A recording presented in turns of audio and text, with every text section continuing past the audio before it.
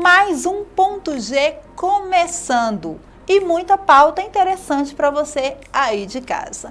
No De Frente com a Ale Marques, vamos falar sobre importunação sexual com a doutora delegada Karine Maia.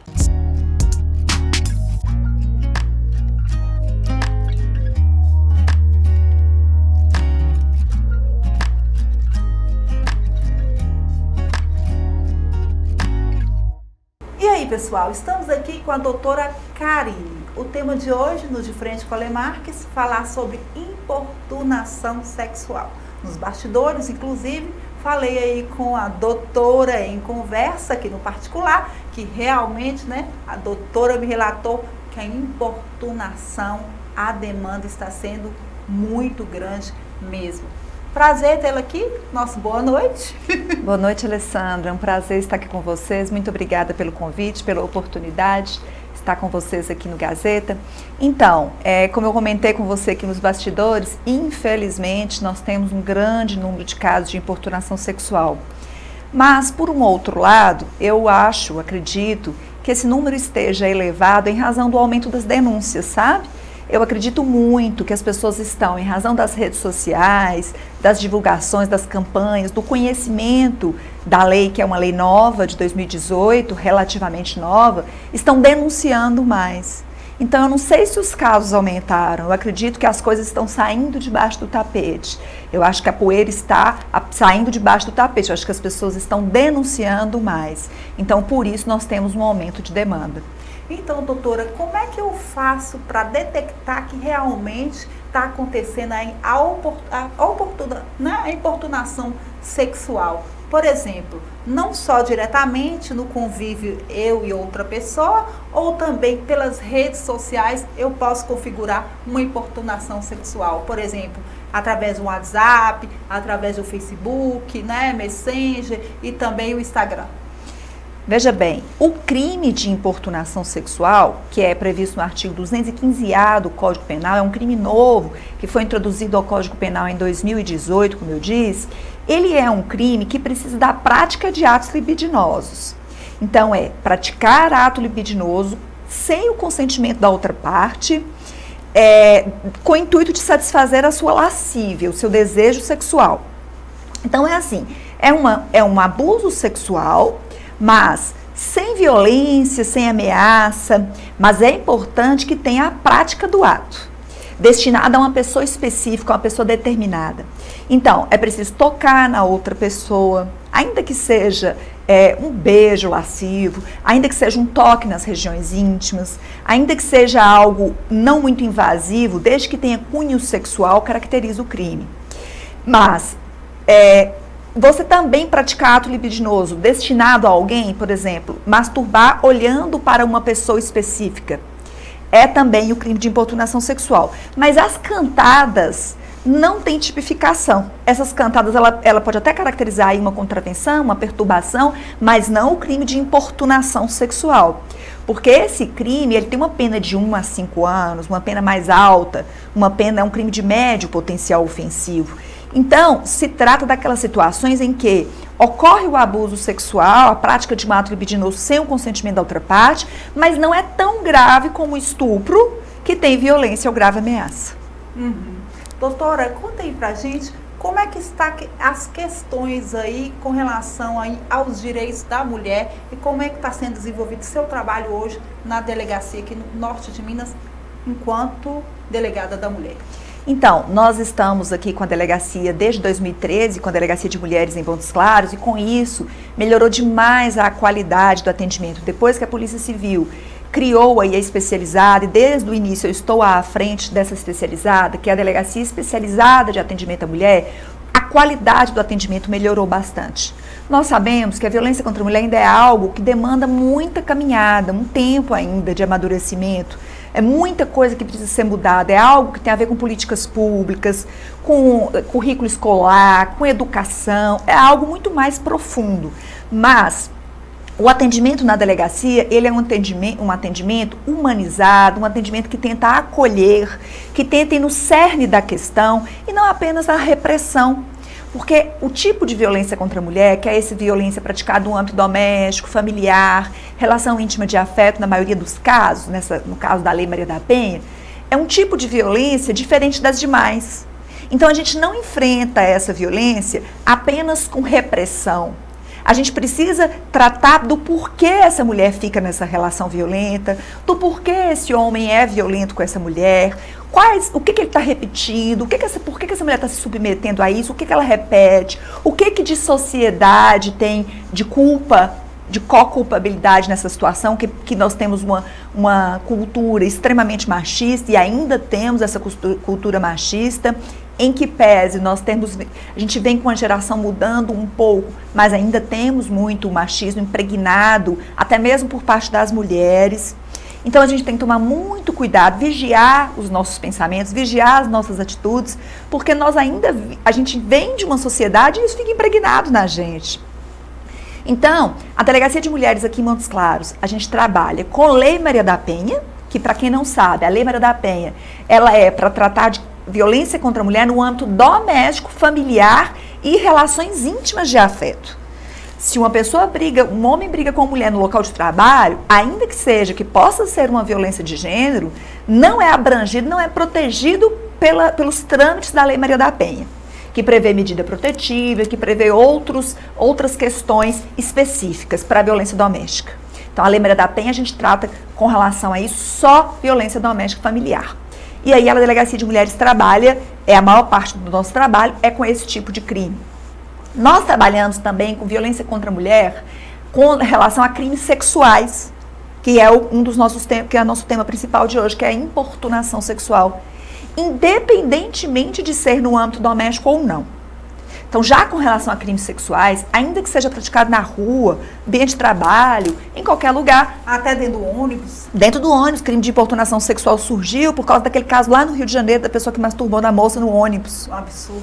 E nós já tivemos aqui um caso de um rapaz que foi acusado, né, que foi denunciado aí depois por 3 vítimas de masturbar em locais públicos em determinadas vítimas. Não é porque a masturbação em local público pode ser ato obsceno.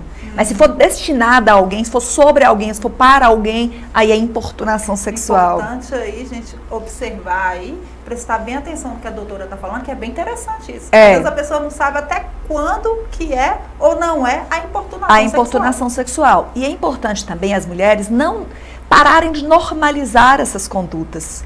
Nós não podemos mais aceitar, você está numa festa, um rapaz chegar e passar e pegar nos seus seios, e pegar nas suas nádegas. Você está fazendo uma caminhada tranquila, vem uma pessoa e pega nas suas nádegas, de bicicleta, um rapaz. Lógico que a gente sabe que as mulheres, os homens também podem ser vítimas de importunação sexual, não são só as mulheres. Mas a proporção é menor. A proporção é muito maior de mulheres vítimas. E talvez até os homens tenham vergonha de denunciar, tá sendo vítima e não tem coragem. Então também acho até conveniente, né? Às vezes gosta. Mas enfim, o que nós mulheres não aguentamos mais é porque com nós isso é muito frequente. Com nós isso é muito invasivo. E as mulheres foram educadas para se calar, para aceitar, é coisa de homem, vamos deixar para lá. E a gente não pode mais deixar para lá porque nós estamos avançando. E a humanidade como um todo, a sociedade como um todo, só se melhora, só evolui quando os princípios, os valores também evoluem, quando as pessoas começam a se conscientizar do direito de todos. E nós, mulheres, temos direitos a termos a nossa vontade respeitada. Então, eu desde muito novinha, sabe, Alessandra, eu desde muito nova, antes de eu ser delegada, eu sempre ficava muito nervosa e muito brava se alguém pegasse em mim sem minha autorização. Eu acho isso um desrespeito tremendo. Eu nunca gostei dessas... mas porque é brincadeira. Não, eu não gosto. Eu, por exemplo, sempre detestei esse negócio assim, por exemplo, cumprimentar, abraço forte, certos tipos de expressão assim, muito calorosa que excede o limite. A gente tem que... porque as pessoas não sabem. Tem que ter o limite...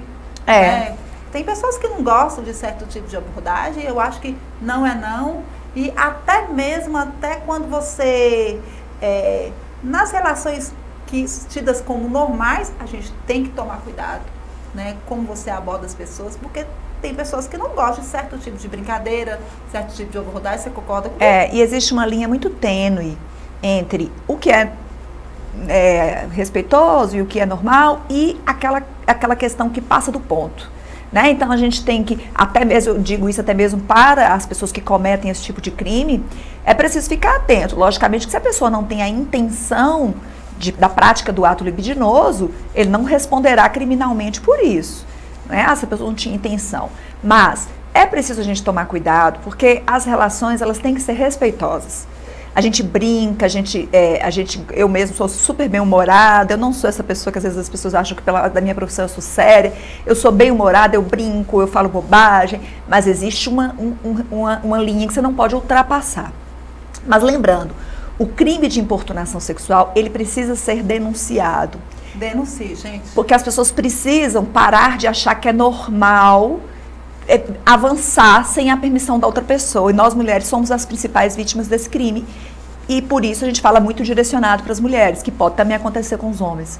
Mas infelizmente, e lembrando que aquele constrangimento de falar no ouvido, no pé do ouvido, de colocar a pessoa de uma forma vexatória no local de trabalho por um superior hierárquico, é o crime de assédio sexual. Uhum. Então nós temos vários crimes sexuais. Que não pode ficar escondido. E muitas pessoas deixam pra lá com medo de perder emprego, de ser prejudicada, de ser perseguida, mas lembrando que existe justiça para isso. É importante as mulheres, né, no caso homens também, transexual, homossexual, pessoas que estiverem passando por essa situação, gravarem, filmarem, pegar uma testemunha, uma pessoa que ela sabe que vai ter coragem de depor a seu favor, gravar mensagens, fazer print de mensagens que recebeu com situações assim, de um chefe, porque a gente precisa ter liberdade para trabalhar em paz. Com certeza. O crime de assédio sexual, ele protege não só a dignidade sexual da vítima, mas também o direito que ela tem de trabalhar de forma livre, tranquila e em paz.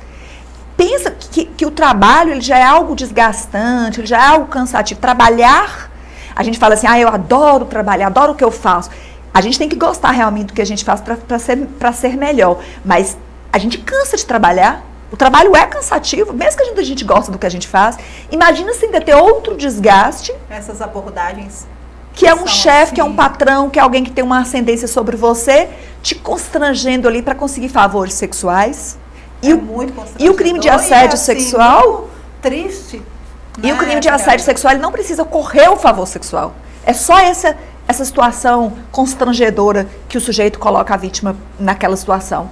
Então, é importante nós conscientizarmos, nós mudarmos, virarmos uma chave que a gente precisa virar na nossa sociedade, de mudança de cultura, de mudança de postura. Isso não necessita de luta, de guerra, de briga, de bate-boca, de confusão. É apenas a gente exercer cada um os seus direitos.